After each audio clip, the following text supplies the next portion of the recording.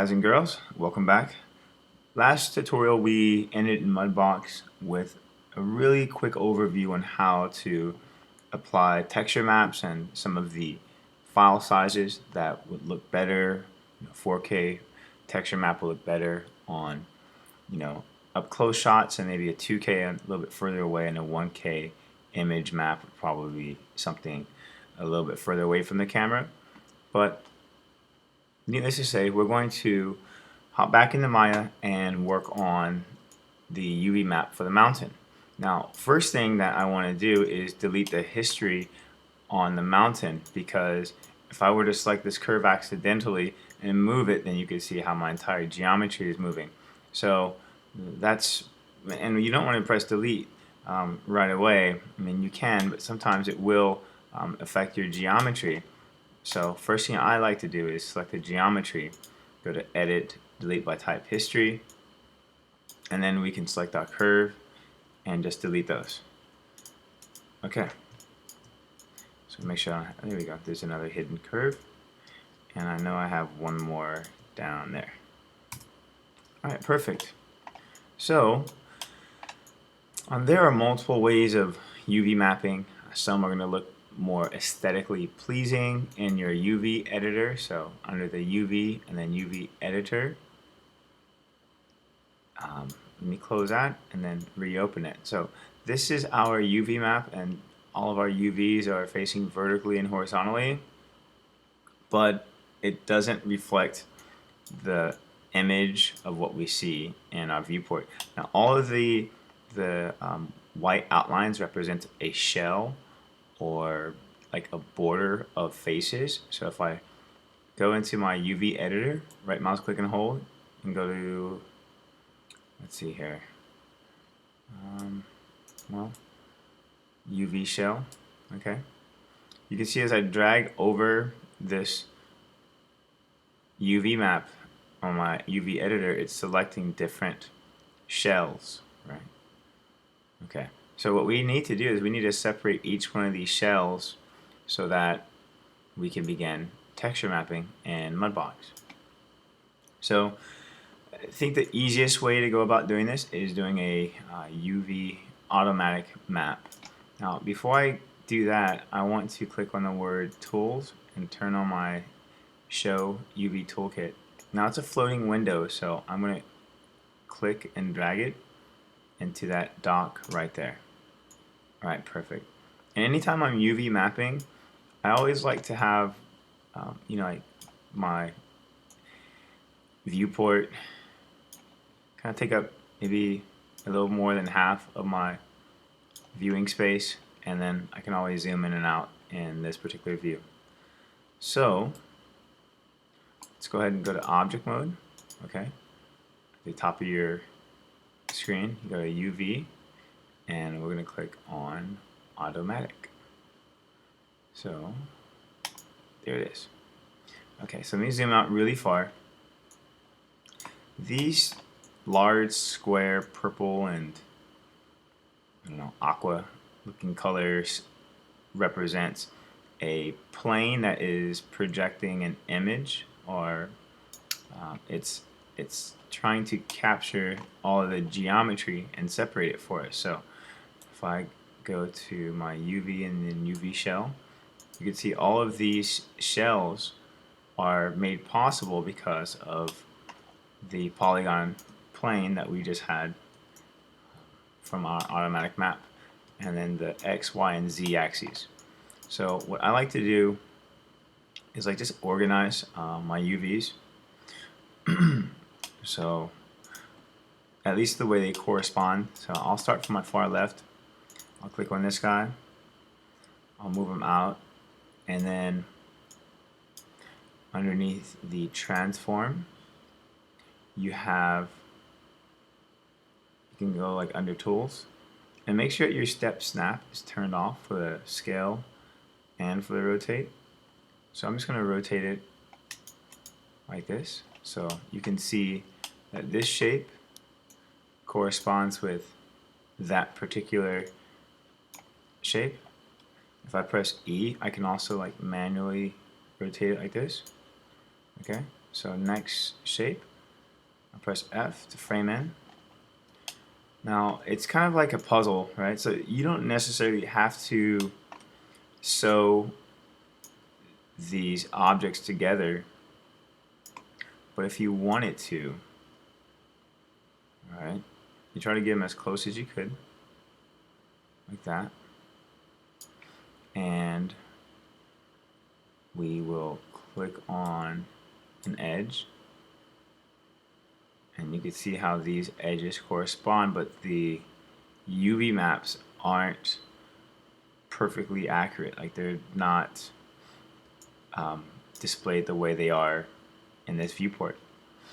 So I'm not going to make this really long and exhaustive, but if you wanted to sew certain like parts of this together, I'm going to go all the way down here to where it says cut and sew, and I'll make my transform smaller, and then you have the sew tool, and then you also have sew.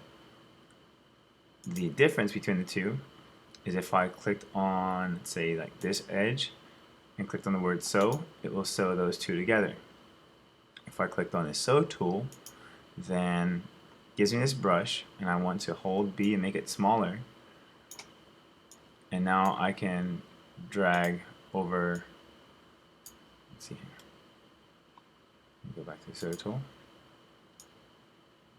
I can drag over that edge like this.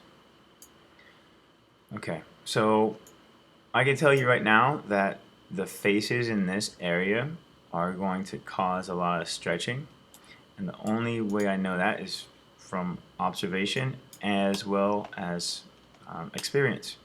But if you have neither skill sets, the easiest thing to do is to right mouse click and hold, assign new material. We'll go to the Maya shaders, and we'll click on Lambert. Move this guy to the left, and this particular Lambert, I'll rename it to Checker 3. Maybe you forgot how to do it in the previous tutorial. Under the color, I'll click on this checkered button and find the checker spot. It's also found under the 2D. Okay, so checker, close that, and I'll click on the geometry, and it should have popped up, but if it doesn't, let me clear my history because there's too many tabs here. So edit, delete by type, history, I'll click on checker 3, and you can see that it didn't assign to it, so I'll repeat that same step. I'll click on checker. Okay, there you go. Alright, so I'm going to click on my mountain shape and press Control 1. Alright, so right now it's a little bit of a hot mess. Again, it's because all of these pieces are like broken up into small like little shells. So I'm going to click on that button here and turn off the image. Okay, and I'm going to right mouse click and hold and go to UV shell. I'll click on that UV shell. I'll press F in my viewport so I can frame in on it. And what I'm going to do is click on the unfold and then unfold button. And so that's really going to help to let my geometry look much nicer. And I'll click on this shell here. I'll move it like this. And then I'll rotate it by clicking on the transform rotate tool. Okay. So again, if I wanted to go through this particular tutorial and lay out all my UVs perfectly, then I would lay them out in this fashion. And if you want to skip ahead, then you can. But I'm going to spend a few minutes and get all of these shells to be properly aligned. And all of the smaller pieces, which are representing like the tops of the mountain, you can see when I highlight them, they're selected in the viewport. Those are going to be kind of like sewn together in a straight line. So what I'm going to do now, and again, if you wanted to skip ahead of this, you could actually take this particular UV, these UVs, and go right into into Mudbox and begin painting. So let me show you if you wanted to skip ahead. I'm just making sure that my UVs don't overlap. Okay.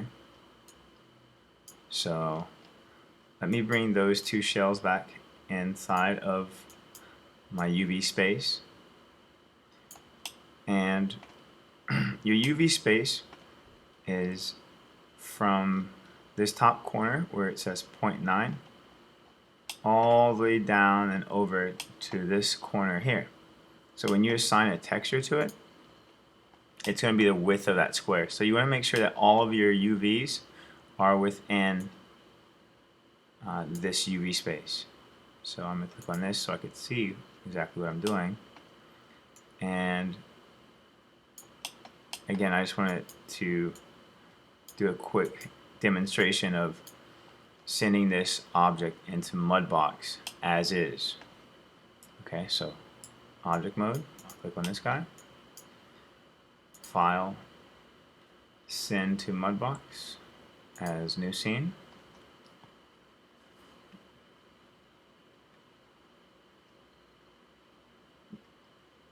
Now, like I said before, a lot of people texture in like Mari or let's see, what is this? Or the algorithmic suite. There is an extra vertex somewhere, so I just click on cancel import. If you have bad geometry when you're sculpting, it's not going to like it. I know exactly where that vertex is, so I'll press F and I'm just going to go to edit mesh and then detach and move this to the left and then highlight those two, edit mesh, merge the center. Sorry, you guys probably might not have this issue, but I want to send it over to Mudbox without having that error message. So let's go back to File, send to Mudbox as new scene. Do you want to save the previous scene? Don't save. And then, alright, so there's something else going on with it. Alright, so this is our shot, our mountains. I'll right mouse click on it, go to edit material. I'll click on specular and I'll change the color to black and press done. So again, this is just a quick example of how you can send your mesh over from Maya into Mudbox and begin painting. Alright, so I have a few images that I found from the internet. So on the left side of your screen, you want to click on the paint tools, projection. And then I have this image here, I have that one, and I have this one. Paint layer. So at the upper right, this says new layer, and I'm going to name it dirt layer, and I'm going to get a 2K map, save as TIFF is fine, and then we press OK. Now, that's actually my rock texture. That's another level of dirt, and then this is a lower level. So I want this level of dirt to be, I just press Q to hide it, at the bottom of this mountain range, and then this to be at the middle, and then this to be at the top. Now the images are extremely small, but if you look on the left side of your screen, it tells you how to move, rotate, and scale, and how to hide this image, which what we call a stencil. So if I click on the first one, hold S, right mouse click and drag, there you go. Now when you're in Mudbox, I always try to make sure that my camera is the same distance so that I'm not painting a texture that is going to like be different sizes. If I wanted the size to change, I can hold S and drag it. So there you go.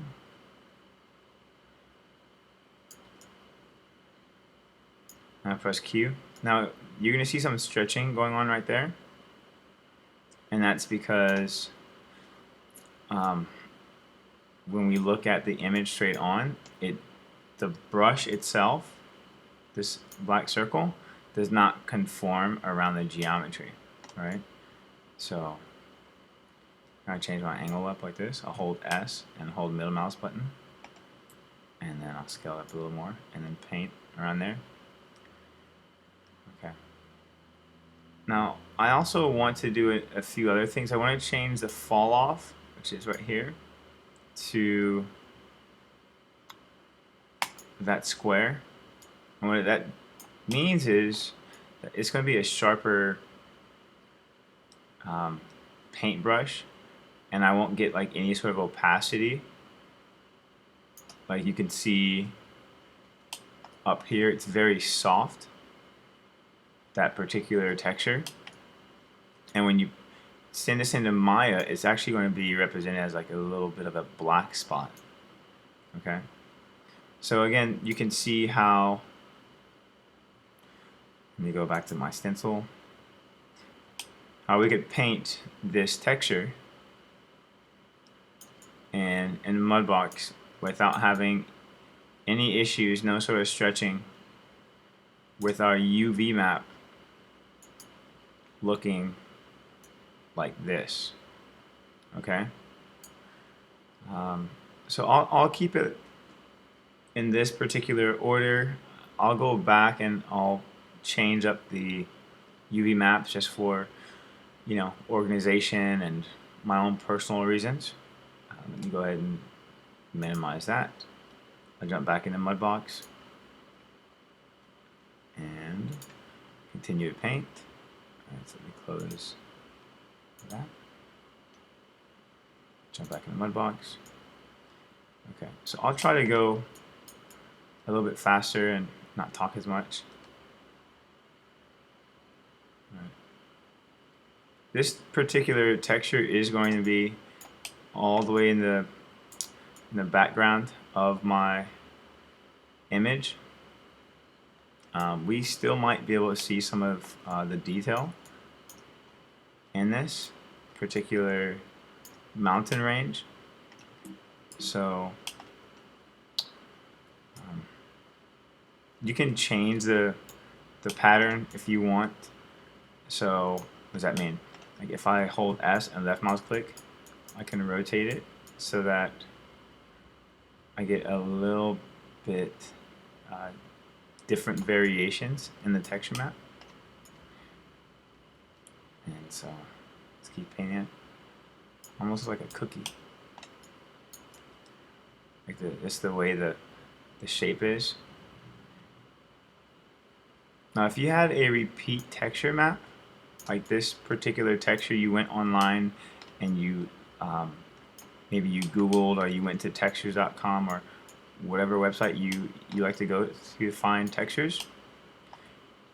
If it was a seamless texture, you can simply click on that little texture swatch in your stencils and click on use tiles, and now it actually tiles it across your image. So I know that this particular image was a tileable image, and you can see, let me change the visibility all the way up.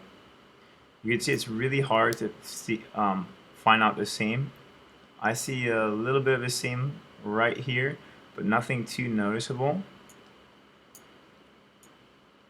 And instead of taking that tiny little square like I was doing earlier, holding S and painting like this, there's nothing wrong with that. You might find it a little relaxing. Look at that.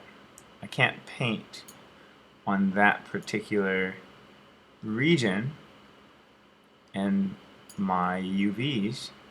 So I'll jump back into Maya and find out exactly what is going on.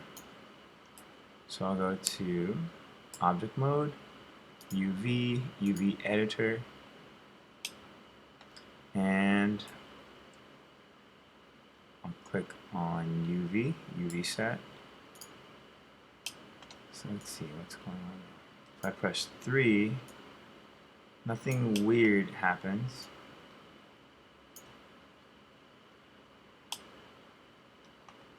Press 3 again. Actually, I'll just press 1.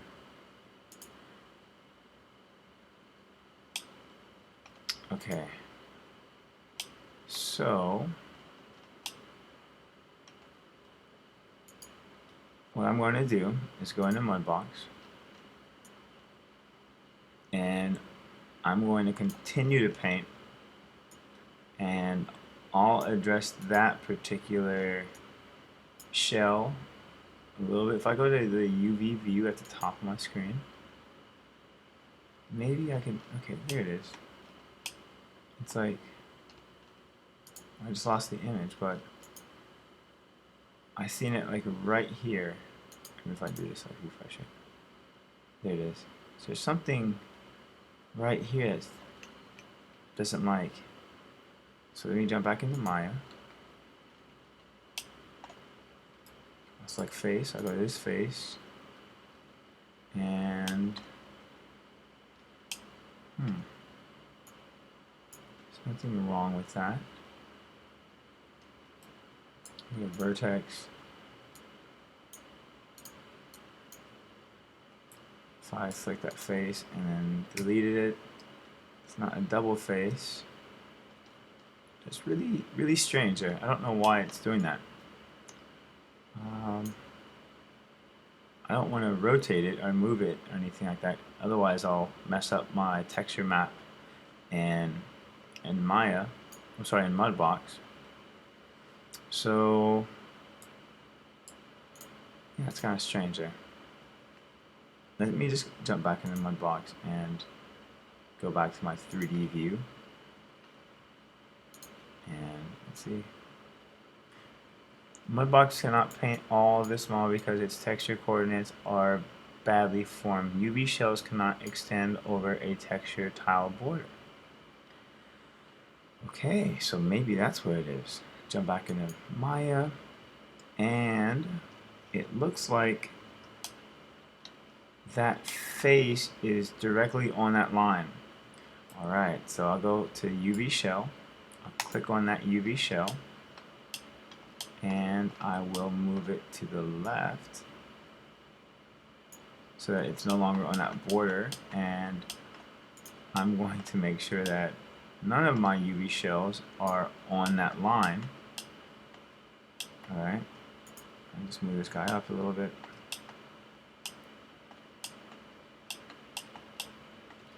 Yeah, so that's actually a really great thing to point out, is once you get your UVs to look really nice in here, and you can see I've got some space that I could have, occupied in between these UV shells, but it's okay.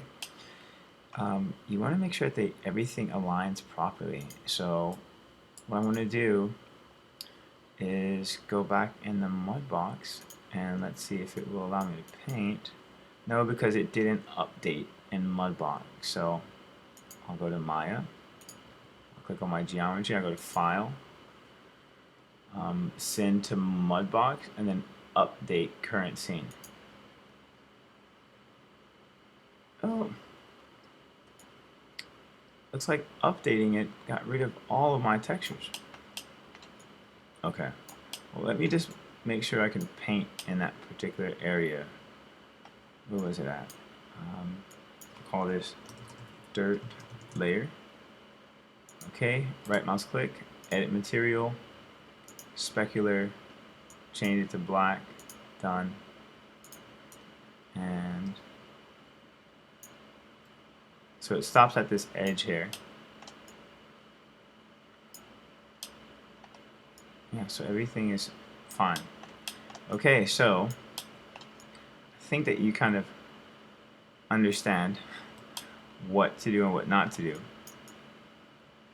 Um, so let's just say you are perfectly happy with the way your textures are, all right, and you are ready to export this texture map. What you're going to do is right mouse click on the diffuse layer, go to export selected, and then I already have my source images textures. I'm going to change the files of type to Targa and rename this to mountain underscore diffuse. I'll click save, and then we'll jump back into Maya.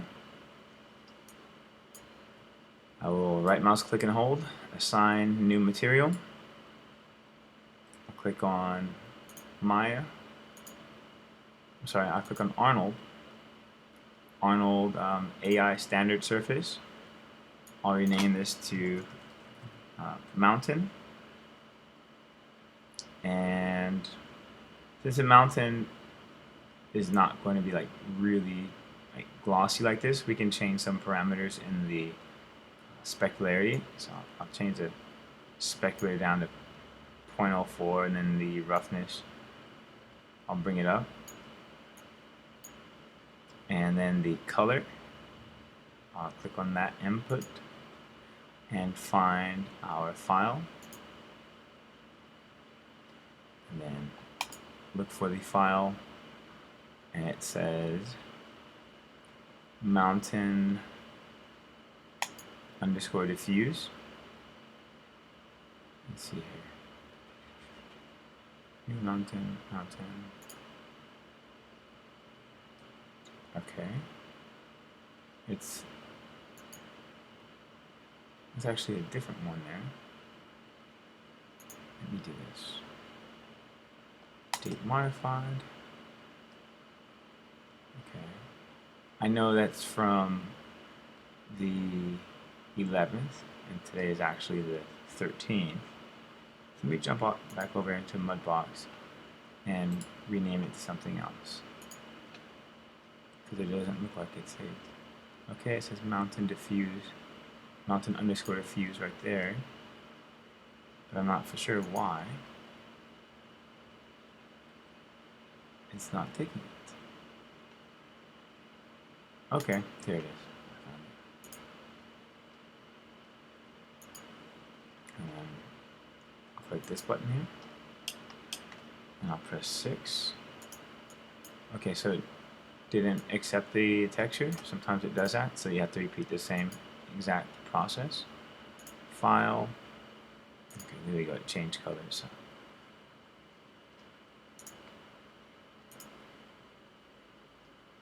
Right. Nothing phenomenal, nothing groundbreaking, but you could see the texture map here. If my camera was really close to this object, it would be a 4K map versus the 2K map. But I'm going to go ahead and pause this tutorial because I don't think that you guys want to watch me paint in Mudbox. But before I begin painting the rest of my textures, I just want to show you one more quick preview of how I'm going to approach this. So I'll find 3 textures and I'll download them with you. I'll show you exact textures that I used. All right, Arvid Schneider is awesome. His tutorials are amazing. I'll go to Google and type in dirt texture seamless, and 1, 2, 3, 4. It's the 4th one that pops up. Well, it's that one right there. Okay, so I will right mouse click and hold, save image as, and that's going to be our lower level dirt. So we'll call this level 1 underscore dirt. Save. And then the second image that I downloaded was the third one right here. Okay. And I'll right mouse click and hold and go to save image as. And by the way, these are 1600 by 1600, so they're really good quality. And I'll call this level 2 dirt. Save. And I'm not quite sure where I got that rock texture, but let's click on the Google search and type in rock texture. And let's see if I can spot that texture again. If you can't find it with me, then anything will do. Just make sure that the image size is a large image size. You could click on that one. Alright, but it has a copyright on there, so we want to definitely pay respect to the person that found that image and not use any sort of copyright material. Let's see. That's way too small. And I'm trying to look for something that doesn't have any shadows. And something that would kind of like match the color value. So let me scroll through here. Maybe I can go to my rock texture and see what the name of it was. Well, is. So let's go here. Animation 1. Spaceship. Source images. Rock. So I typed in rock. It's rock seamless. So let's go to here. Google search and type in rock seamless. You want to be able to spot it without taking any more of your precious time.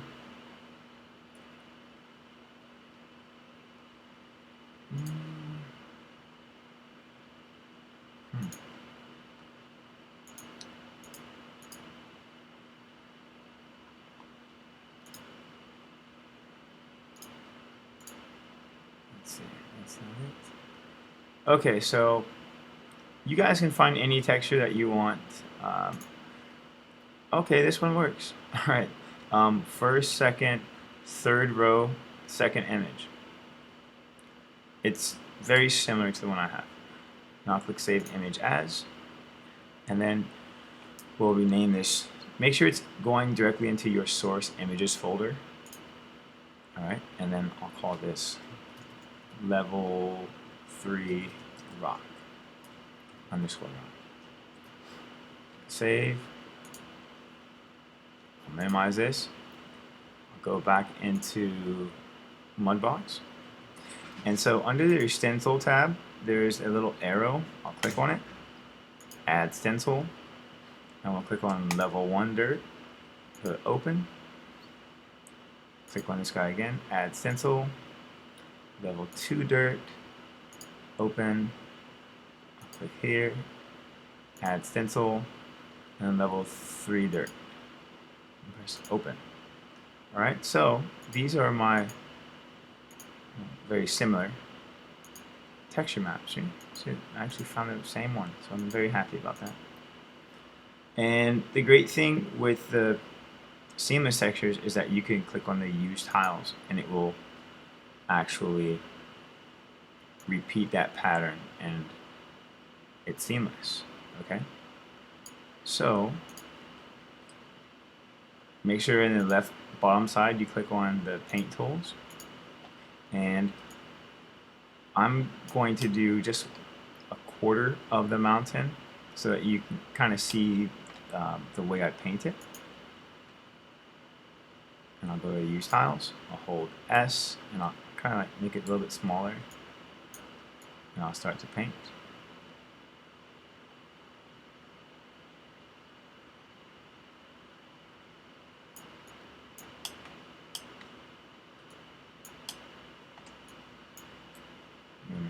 larger in some areas.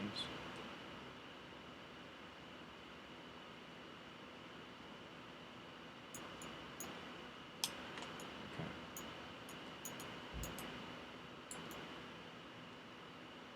So I'm making some areas of the dirt layer a little larger than others, and some areas a little bit smaller. So that's my first layer of dirt. Okay, I'll go to that little corner here. Okay, that's good. So I'll press Q to hide that, Q to bring it back up, and maybe I'll paint up through here. Now I'll click on the second layer of dirt. I'll hold S. I'm holding S and left mouse clicking and dragging to get that. Now the edge of my dirt pattern is like really sharp, so I can hold B and change the size and paint it a little bit smaller, or I can go into the Falloff and change my brush type so it like fades into it. Now I'll only use that brush type when I get to like the edges of where the two layers meet, because it does add a certain level of like opacity, and like I was explaining earlier, I don't want to have a texture that comes back into Maya where I could see like little black spots. So make this texture a little bit larger so I could see it. It's painting it a little bit pixelated.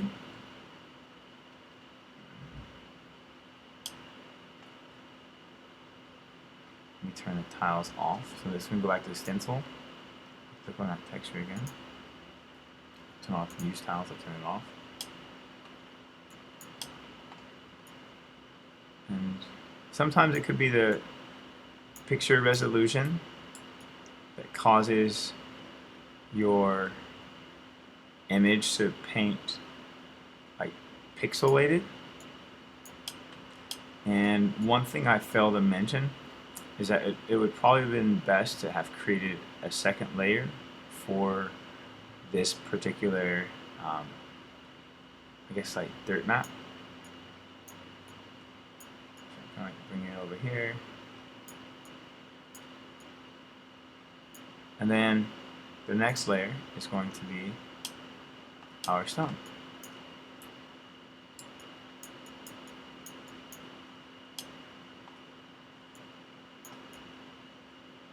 And you can see how when I paint this, it's getting a little soft towards the edges.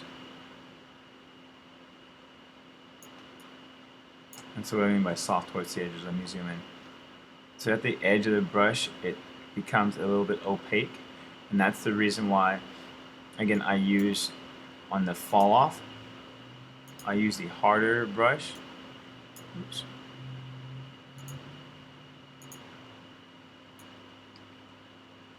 At the top of the image, and then I'll use a softer brush to help blend the two layers together.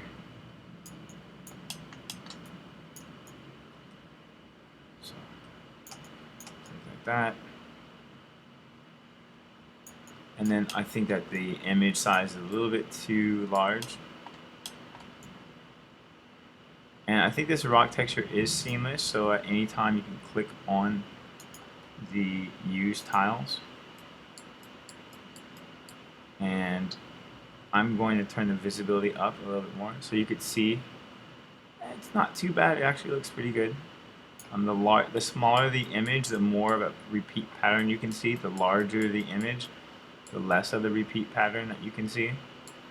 And sometimes I like to hold S and drag it this way and maybe change the pattern. But you also notice that the way the shadows are facing here, light has to be hitting it from the bottom up, which you know isn't the way it is. So the sun is hitting it from top down, so we want the shadows to stay where they are. So I'll go back to visibility and turn it down so I can see my mountain shape. And I'll continue to paint like this.